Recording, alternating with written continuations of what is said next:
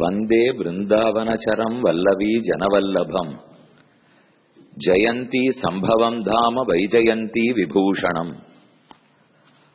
ஆவணி மாசம் அஷ்டமி திதி, கோகுலாஷ்டமி, கிருஷ்ண ஜன்மாஷ்டமி. பக்தர்கள் அனைவருக்கும் கிருஷ்ண பக்தி ஏற்பட வேண்டும் என்று இந்த நன்னாளில் பிரார்த்திக்கிறேன். அனைவருக்காகவும் அனைவரும் பிரார்த்தித்துக் கொள்வோம். பகவான் அவதரித்ததை பற்றி பராசர மகர்ஷி சொல்லும் போது, தேவகி பூர்வ சந்தியாயாம் ஆவிர்பூதம் என்று கூறினார். மகாத்மாவான எம்பெருமான் தேவகியினுடைய கர்ப்பத்தில் அவதரித்தார். கர்ப்பவாசம் அவனுக்கு கிடையாது.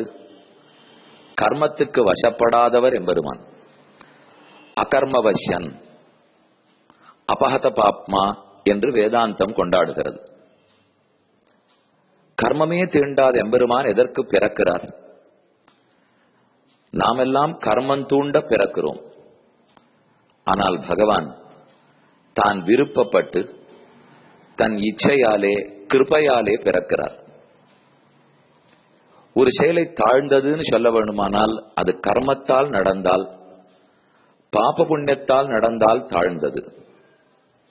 ஆனால் இறைவனுடைய கருணையால் நடந்தால் அது உயர்ந்தது. பகவான் அவதரித்ததை ரிஷிகள் கொண்டாடுகின்றனர். ஆழ்வார்களெல்லாம் பெருமை பேசுகின்றனர். வசுதேவர் தேவகி, நந்தகோபாலன் யசோதை என்று 4 பேர் சேர்ந்து தவமிருந்து ஒரு புத்திர ரத்னத்தை பெற்றனர். அவர்தான் கண்ணன்கிற கோபால ரத்னம். ஆனால் தசரதன் ஒருத்தன் தவமிருந்து 4 புத்திர ரத்னங்களை பெற்றான். 4 பேர் சேர்ந்து தேடி ஒரு ரத்னத்தை கண்டெடுத்தால் தானே சிறப்பு. அதுதான் கண்ணனின் சிறப்பு. வேண்டி தேவரக்கா வந்து பிறந்ததும் வீங்கிருள்வாய் பூண்டு அன்று அன்னை புலம்ப போய் அங்கோர் ஆய்க்குலம் புக்கதும். தேவர்களெல்லாம் கண்ணனை பிரார்த்தித்தனர். கம்சனுடைய அட்டகாசம் தாங்கவில்லை, நீதான் ரட்சிக்க வேண்டும் என்று.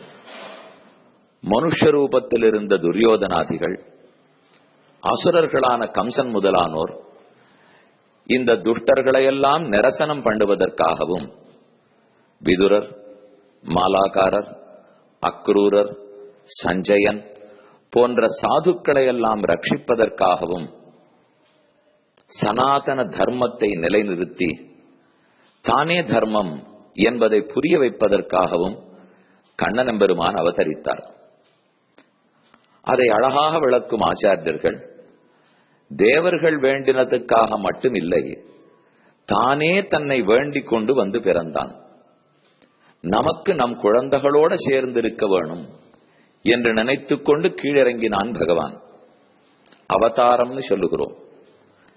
அவதாரம்னாலே சௌசீல்யத்தை காட்டும்.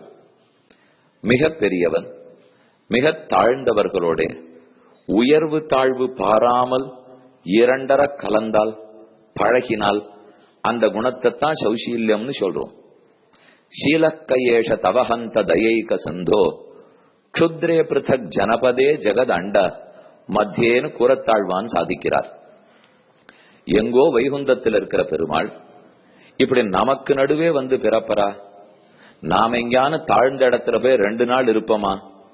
ஆனா அவர் அங்கிருந்து இங்கு வந்து பிறந்திருக்கிறார்னால் சௌசீல்யத்தை காட்டுவதற்காக கண்ணன் பிறந்தான்.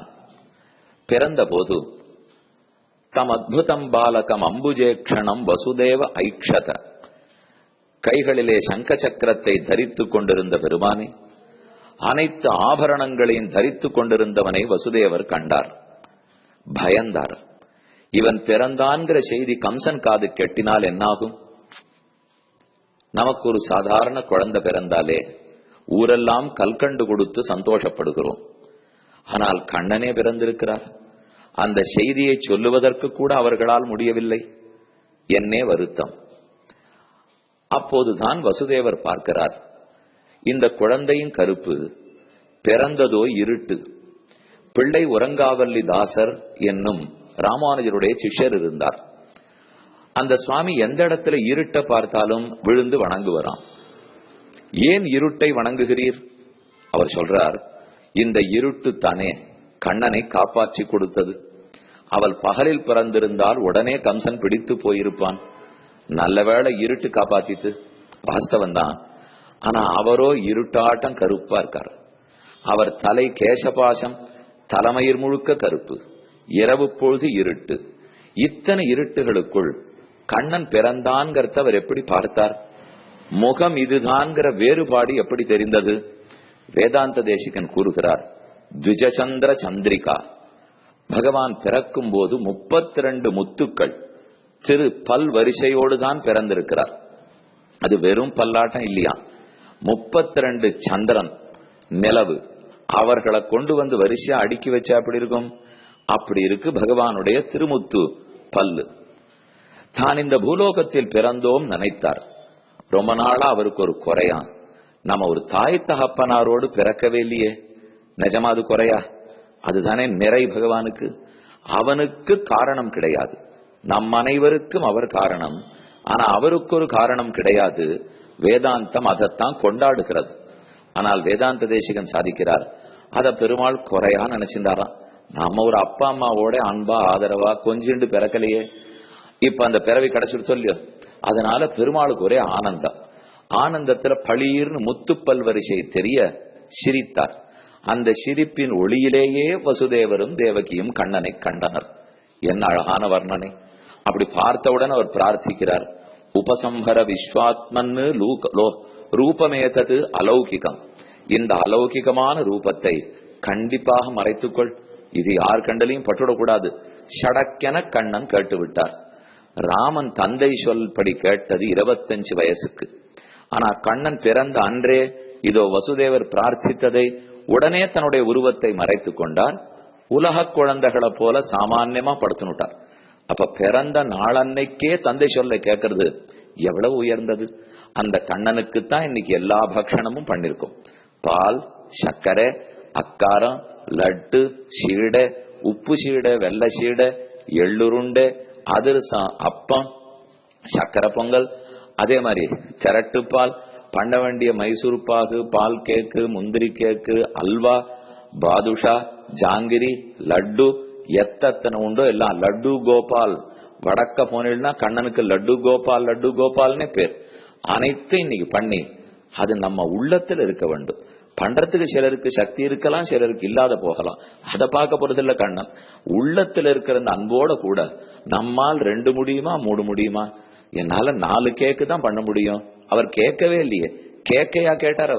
அவர் கேட்டது அன்ப பக்தியைத்தானே கேட்டிருக்கார்.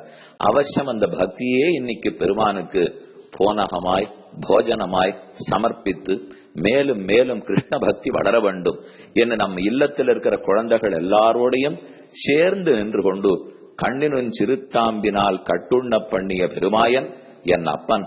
அப்பனில் நன்னி தென்குருகூர் நம்பி என்னக்கால் அன்னிக்கும் அமுதூரும் என் நாவுக்கே. கண்ணனை நினைக்கும் கால் கிருஷ்ண துவைபாயனரான வியாசரையும் கிருஷ்ண கிருஷ்ணா தத்துவமான சுவாமி நம்மாழ்வாரையும் சேர்த்து நினைத்து கிருஷ்ண பக்தர்கள் அனைவருக்கும் பல்லாண்டு பாடி அமைகிறேன். இன்றைய நன்னாள் எப்போதும் நன்னாளாக பக்தி பெருகும் நாளாகவே இருக்கட்டும். ஆடியோ பிராட்காஸ்டை உங்களுக்காக வழங்குபவர் ஸ்ரீ வேலுக்குடி கிருஷ்ணன் சுவாமி. இந்த ஆடியோ பிராட்காஸ்டை தினமும் உங்கள் மொபைலில் பெற முதலில் 9443219021 என்ற எண்ணை உங்கள் மொபைலில் சேவ் செய்யவும். பிறகு இந்த எண்ணிற்கு ஒரு வாட்ஸ்அப் மெசேஜ் அனுப்பவும். தினந்தோறும் இந்த ஆடியோ பிராட்காஸ்டை கேட்டு மகிழவும்.